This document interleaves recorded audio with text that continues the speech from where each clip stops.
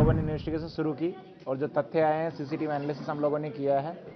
और जो बाकी एविडेंस है उसके आधार पर अभी 5 लोगों की गिरफ्तारी हुई है। अब्दुल मलिक जो है उसकी पुलिस तलाश कर रही है, वो भी हमारे केस में नामजद अभियुक्त है। जो हमारा हॉस्पिटल है उसमें अलग अलग लोगों के द्वारा 4 बॉडीज वहाँ पर पहुँचाई गई है। शहर में जो घटना हुई है उसमें पुलिस की तरफ से 3 एफआईआर पंजीकृत हुई है और ये 3 एफआईआर जो है उनमें हम लोगों ने इन्वेस्टिगेशन शुरू की और जो तथ्य आए हैं सीसीटीवी एनालिसिस हम लोगों ने किया है और जो बाकी एविडेंस है उसके आधार पर अभी 5 लोगों की गिरफ्तारी हुई है। 5 लोगों की गिरफ्तारी के बाद में बाकी जो अभियुक्त हैं उनको आइडेंटिफाई करने का काम हमारी टीम ने शुरू कर दिया है और कुछ बाकी जो अभियुक्त हैं उनकी गिरफ्तारी के लिए टीमें लगी हुई है। जल्दी बाकी जो अभियुक्त हैं उनको भी गिरफ्तार किया जाएगा। उसकी गिरफ्तारी हो गई? क्या है, क्या पुलिस को उसकी तलाश है, क्या वो मास्टरमाइंड है, क्या गिरफ्तार हो गया? देखिए, अब्दुल मलिक जो है उसकी पुलिस तलाश कर रही है, वो भी हमारे केस में नामजद अभियुक्त है और चूंकि ये जो अवैध निर्माण का कार्य था ये अब्दुल मलिक के द्वारा ही किया गया था, तो अवैध निर्माण का जो ध्वस्तीकरण की जो कार्रवाई थी उसका सबसे ज़्यादा विरोध उसी के द्वारा किया गया था। इस घटना के रिगार्डिंग जो पुलिस की प्रिपरेशन है और पुलिस का एग्जीक्यूशन है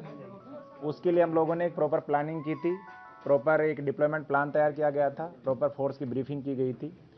और नैनीताल जनपद की और उत्तराखंड पुलिस की जो उपलब्धता है उसको देखते हुए हम लोगों ने एक अच्छा खासा फोर्स जो है डिप्लॉय किया था और आप लोगों ने देखा भी होगा कि जो अतिक्रमण स्थल है वहाँ से हमारे कर्मचारी और जो निगम के कर्मचारी और बाकी जो लोग हैं वो सुरक्षित वहाँ से निकले थे। हालांकि पथराव वहाँ हुआ था, लेकिन ये जो सेकंड घटनाक्रम हुआ है थाने का घेराव और वहाँ पर जो हुआ है और जो आगजनी हुई है, इसके लिए जो उपद्रवी तत्व हैं उन्होंने एक षड्यंत्र के तहत और चूंकि भारी संख्या में उपद्रवी थे तो पुलिस का काफ़ी हमारा जो फोर्स है और जो मैन पावर है वो अतिक्रमण स्थल पर जो पथराव हो रहा था उसको न्यूट्रलाइज करने में लगा रहा। तो इस दौरान ये घटना हुई, इसके लिए भी हम लोगों ने प्रभावी कार्रवाई की और लगभग आधे घंटे में हमने अपना थाना और जो बाकी शहर है उसको कब्जे में लिया और जो डिस्ट्रिक्ट फोर्स है उसने अपने ही बलबूते अपनी जो मैन पावर थी उससे शांतिपूर्ण तरीके से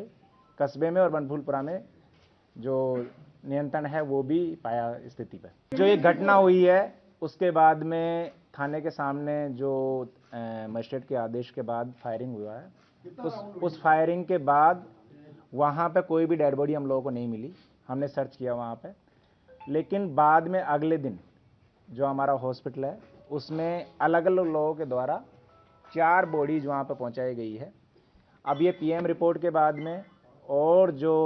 फोरेंसिक एनालिसिस जब उनके बॉडीज पे जो है उसके बाद में पता लग पाएगा कि किसकी मौत किस वेपन से किस तरीके से हुई है।